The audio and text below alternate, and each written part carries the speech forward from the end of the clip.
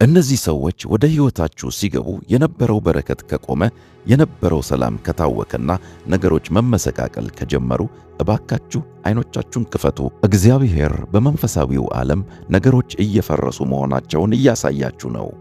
ሰላምና በረከት ለእናንተ ይሁን። ዛሬ በሕይወታችሁ ላይ ትልቅ ለውጥ የሚያመጣና ምናልባትም የአንዳችሁን ሕይወት ሙሉ በሙሉ የሚታደግ እጅግ ወሳኝ መልእክት ይዤላችሁ ቀርቤያለሁ። ብዙዎቻችሁ ሳታውቁትና ጨርሶ ሳትጠረጥሩ በዙሪያችሁ ያሉ ሰዎች በክፉ ርኩሳን መናፍስት እየተነዱ ሕይወታችሁን፣ ሰላማችሁንና መንፈሳዊ ጥንካሬያችሁን እያደከሙት ሊሆን ይችላል። አጋንንት በሰዎች ውስጥ ሆነው እንዴት የእናንተን ኤነርጂ እንደሚመጡ፣ ከፈጣሪያችሁ ጋር ያላችሁን ግንኙነት እንዴት እንደሚያቀዘቅዙና ስኬታችሁን እንደሚያፈርሱ የምትለዩባቸውን 8 ወሳኝ መልእክቶች ዛሬ በዝርዝር እንመለከታለን።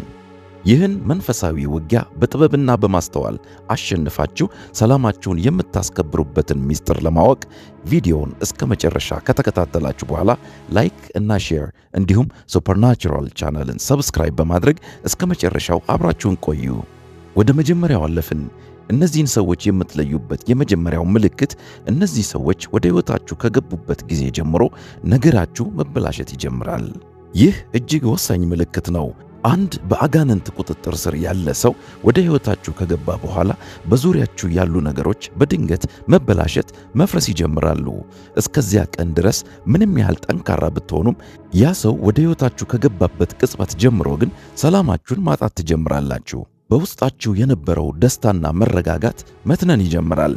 በትምህርት፣ በሥራ ወይም በራእያችሁ ላይ የነበራችሁ ትኩረት፣ ሞቲቬሽንና ፎከስ ሙሉ በሙሉ መዳከም ይጀምራል። እናንተ ሳታስቡት ነገሮቻችሁን ግራ መጋባትና ተስፋ መቁረጥ ይተካቸዋል።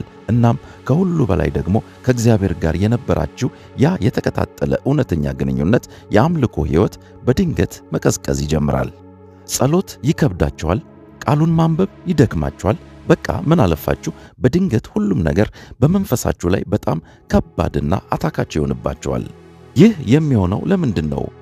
ምክንያቱ ያ ሰው ይዞት የገባው ርኩስ መንፈስ በዙሪያችሁ ያለውን መንፈሳዊ አየር ወይም ስፒሪቹዋል አትሞስፌር ስለሚበክለውና የጨለማን ከባድነት በላያችሁ ላይ ስለሚጭነው ነው። አጋንንት ወደ ሕይወታችሁ የሚመጡት የብርሃን መጋረጃ ይዘው ሊሆን ይችላል። ነገር ግን ውስጣቸው ጨለማ ስለሆነ የሚረጩት ድባብ ሕይወታችሁን ያናውጠዋል። ስለዚህ ልክ አንድ ሰው ወደ ሕይወታችሁ ሲገባ የነበራችሁ በረከት ከቆመ፣ የነበረው ሰላም ከታወከና ነገሮች መመሰቃቀል ከጀመሩ እባካችሁ ዓይኖቻችሁን ክፈቱ። እግዚአብሔር በመንፈሳዊው ዓለም ነገሮች እየፈረሱ መሆናቸውን እያሳያችሁ ነውና ንቁ። መፍትሔው ያንን መንፈሳዊ ተጽዕኖ ሰብራችሁ መውጣት አለባችሁ። በኢየሱስ ክርስቶስ ስም ያንን መንፈሳዊ ድባብ መቃወምና ያንን ሰው ማዳን ካልቻላችሁ ከሕይወታችሁ ማራቅ አለባችሁ። ጉልበታችሁን አድሱ፣ ወደ ጸሎት ተመለሱ። እናም ሰላማችሁንና ትኩረታችሁን ለአጋንንት አሳልፋችሁ አትስጡ። በሕይወታችሁ ነገሮች እንዲፈርሱ አትፍቀዱ። በመንፈስ ቅዱስ ተመርታችሁ ሕይወታችሁንና ከእግዚአብሔር ጋር ያላችሁን ግንኙነት ጠብቁ። ሁለተኛው ምልክት ወደ ሕይወታችሁ የገባው ሰው አጋንንታዊ ተጽዕኖ እየፈጠረባችሁ መሆኑን የምታውቁት ከእግዚአብሔር ጋር ያላችሁን ግንኙነት ለማበላሸት ይሞክራል። ነገር ግን ይህን አውቃችሁ ከነቃችሁበት ሙከራው ሙከራ ብቻ ሆኖ ይቀራል። አውቀውትም ሳያውቁትም የሰይጣን ተላላኪ የሆኑ ሰዎች ዋና ዓላማቸው እናንተን ከፈጣሪ ፍቅር መለየት ነው። ለዚህ ወጥመድ እጅ ከሰጣችሁ ደግሞ ራሳችሁን ኃጢአት ስትሰሩ ታገኙታላችሁ። ከእግዚአብሔር ትርቃላችሁ፣ ወደ ሥጋችሁ ፍላጎት ትጠጋላችሁ። ይህ ደግሞ መንፈሳዊ ሞት ነው። አስተውሉ፣ የአጋንንት ዋና ዓላማ እናንተን በመንፈስ መግደል ነው። አንዴ ኃጢአት ውስጥ ከገባችሁለት በኋላ ንስሐ መግባት አትፈልጉም። ጥንካሬያችሁን አታድሱም። እግዚአብሔርንና ጽድቁን አትፈልጉም። ለዚህ ነው ከእግዚአብሔር ልጅ ከኢየሱስ ክርስቶስ ጋር ጠንካራ ግንኙነት ሊኖራችሁ የሚገባው። እግዚአብሔር ቃል ላይ ጠንካራ መሠረት ሊኖራችሁ ይገባል። ማዕበልና መከራ ሲመጣ በአሸዋ ላይ ሳይሆን በዓለት ላይ የተገነባችሁ እንድትሆኑና ጸንታችሁ እንድትቆሙ። ቤተ ክርስቲያን የምትመላለሱ ሃይማኖተኞች ብቻ ሳትሆኑ እውነተኛ የግል ግንኙነት ከጌታ ጋር ይኖራችሁ። ሦስተኛው ምልክታቸው ኤነርጂያችሁን ይመጡታል። ማለትም ለበጎ ሥራ ትጠቀሙበት የነበረውን ጉልበታችሁን በከንቱ ያባክኑባችኋል።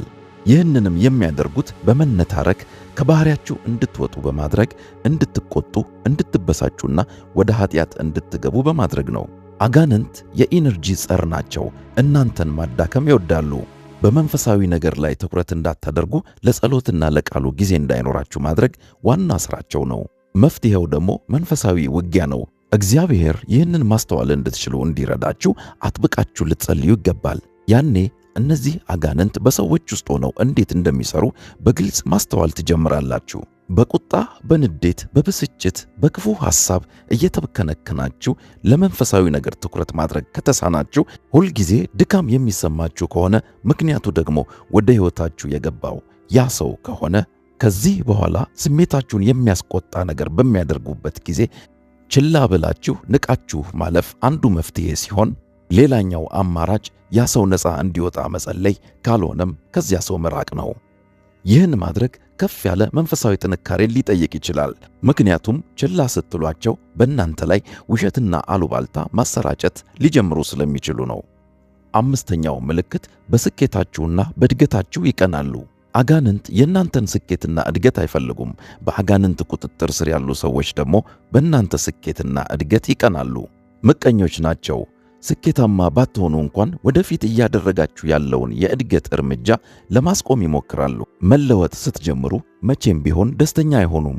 ወደ ስኬታችሁ ቀስ እያላችሁ ስትወጡ ድሮ ሕይወታችሁ ተበላሽቶ ከነበረበት ዝቅተኛ ቦታ ላይ አሁን ቀና ማለት ስትጀምሩ፣ ወደ ፈጣሪ ስትጠጉ፣ ትንንሽ እርምጃዎችን መውሰድ ስትጀምሩ፣ በባርነት ይዟችሁ የነበረውን የኃጢአት ሰንሰለት ሰብራችሁ ነፃ ስትወጡ፣ ከዓለም ክፋት ስትርቁ፣ የእግዚአብሔርን ትእዛዛት መጠበቅ ስትጀምሩ፣ አጋንንት ይህን እንድታደርጉ አይፈልጉም።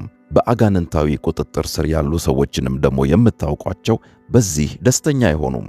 ለእናንተ ያላቸው ፍቅርም የውሸት መሆኑ መገለጥ ይጀምራል። በሕይወታችሁ መጥፎ ደረጃ ላይ ሆናችሁ እንኳ ወደ በጎ ለመለወጥ ጥረት ስታደርጉ የማይደሰቱ ከሆነ ይህ የአጋንንት መንፈስ ነው። ማንም ሰው ፍጹም ባይሆንም እናንተ ግን ለጽድቅና አባታችሁን እግዚአብሔርን በመንፈስና በእውነት ደስ ለማሰኘት መሞከር ይኖርባችኋል። ከዚህ ጋር በተያያዘ በአጋንንት ተጽዕኖ ውስጥ ያሉ ሰዎች የሚያደርጉት ነገር ያለፈ ታሪካችሁን ማንሳት ነው። ይህንንም መንፈስ ገስጹት። በእግዚአብሔር ዘንድ አዲስ ፍጥረት መሆናችሁን አስታውሱ። አሮጌው ነገር አልፏል፣ ሁሉ ነገር አዲስ ሆኗል። የወንድሞች ከሳሽ ተጥሏል። ስድስተኛ፣ እግዚአብሔር ስለነሱ አስቀድሞ ያስጠነቅቃቸዋል። እግዚአብሔር አንዳንዴ እናንተን ከእንደዚህ አይነት ሰዎች እንድትጠነቀቁ ሌሎች ሰዎችን ሊጠቀም ይችላል። ከዓመታት በፊት እናቴ ከአንዳንድ ሰዎች እንድርቅ ታስጠነቅቀኝ ነበር። እኔ ግን ዝም ብለሽ ነው የምትጠያቸው እላት ነበር። ነፍሷን የማረውና እናቴን ባለመስማቴ ግን ብዙ ዋጋ ከፈልኩ። ስለዚህ አዎ፣ እግዚአብሔር አንዳንዴ በሰዎች በኩል ያስጠነቅቃቸዋል። ከቤተሰብ፣ ከጓደኛ፣ ከፍቅረኛ ወይም ከባልና ከሚስት ወገን መልእክቶችና ማስጠንቀቂያዎች ሲመጡላችሁ ልታስተውሉ ይገባል። ሰባተኛው ምልክት፣ እነዚህ ሰዎች እናንተን ከጎዱ በኋላ ሙሉ በሙሉ ይጠፋሉ። እነዚህ ሰዎች እናንተን ያጠፉ ሲመስላቸው ሙሉ በሙሉ ከሕይወታችሁ ይወጣሉ። ፈጽሞ አታገኟቸውም። ዳግመኛ መልእክት አይጽፉላችሁም፣ አይደውሉላችሁም፣ አታዩአቸውም። ድንገት በነው ይጠፋሉ። እናም ቀጣዩን የሚጎዱትን ሰው ፍለጋ ይሄዳሉ። ከሰይጣን የተሰጣቸውን ተልእኮ ከፈጸሙ በኋላ መንፈሳችሁን፣ ነፍሳችሁንና ልባችሁን የሰበሩ ሲመስላቸው ከዚያ በኋላ ከእናንተ ጋር ምንም ጉዳይ የላቸውም። ይህ መንፈሳዊ ውጊያ ነው። አጋንንትን አያጠፉም። እናንተን የተመረጣችሁትንና እግዚአብሔርን የምትወዱትን ነው የሚያጠቁት። ከዚህ ቪዲዮ ቁም ነገር እያገኛችሁ ከሆነ ቪዲዮውን ላይክ እና ሼር ማድረግ እንዲሁም ሱፐርናቹራል ቻናልን ሰብስክራይብ ማድረግ አትርሱ። ስምንተኛውና የመጨረሻው ምልክት ድብቅ ዓላማ ይኖራቸዋል። ድብቅ ዓላማ እንዳላቸው የምታውቁባቸው መንገዶች፣ የመጀመሪያው የሚገኙላችሁ ወይም የሚያገኟችሁ እናንተን ፈልገው ሳይሆን አንዳች ነገር ሲያስፈልጋቸው ወይም ከእናንተ አንድ ነገር ሲፈልጉ ብቻ ነው። ሌላኛው እናንተን ከመደገፍ ይልቅ ከእናንተ ጋር በድብቅ ሲፎካከሩና ሲወዳደሩ ታገኟቸዋላችሁ። እንዲሁም ስለ እናንተ በርካታ መረጃ ይጠይቋቸዋል፣ ስለ ራሳቸው ግን ብዙም አያወሩም። እንዲሁም ደግሞ ከእነሱ ጋር ጊዜ ካሳለፋችሁ በኋላ የበደለኛነት ወይም የጸጸት ስሜት ይሰማቸዋል፣ ግራ ይገባቸዋል፣ የድካም ስሜት ይሰማቸዋል። ሌላኛው ደግሞ የተለያዩ ሰዎችን ሲያገኙ የተለያየ ባህሪ ያሳያሉ። እንደዚህ አይነት ሰዎች አውቀውም ይሁን ሳያውቁ ለሰይጣን እየሰሩ ሊሆን ይችላል። ምክንያቱም አንዳንድ ሰዎች በሰይጣን መንግሥት ተጠፍረው ታስረው ሳለ ለሰይጣን እየሰሩ መሆናቸውን ጨርሶ አያውቁም። አንዳንዶች ደግሞ ለሰይጣን ሲሰሩ ሰይጣን ቁሳዊ በረከት እንደሚሰጣቸው ስለሚያውቁ ፈልገውና አውቀው ያደርጉታል። ሰይጣን ለልጆቹ ጊዜያዊ በረከትን ይሰጣል፣ ነገር ግን በመጨረሻ ንስሐ ካልገቡ ወደ ገሃነም ይመራል። ስለዚህ ሰይጣን ሁል ጊዜ በድብቅ ተንኮል ነው ወደ ሰው ሕይወት የሚመጣው።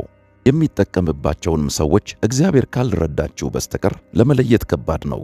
እነርሱንም ሆነ ሰይጣን በሕይወታችሁ ያለውን ድብቅ ዓላማ ማወቅ የምትችሉት መንፈስ ቅዱስ በውስጣችሁ ሲኖር ብቻ ነው። ሌባው ሊሰርቅና ሊያርድ ሊያጠፋም እንጂ ስለ ሌላ አይመጣም። እኔ ሕይወት እንዲሆንላችሁ እንዲበዛላችሁም መጣው። ዮሐንስ ወንጌል ምዕራፍ 10 ከቁጥር 10። እግዚአብሔር ሁል ጊዜ ምልክትንና መልእክትን ይሰጠናል። እኛም ልናስተውልና ልንታዘዝ ይገባል። ጌታ አብዝቶ ይባርካችሁ።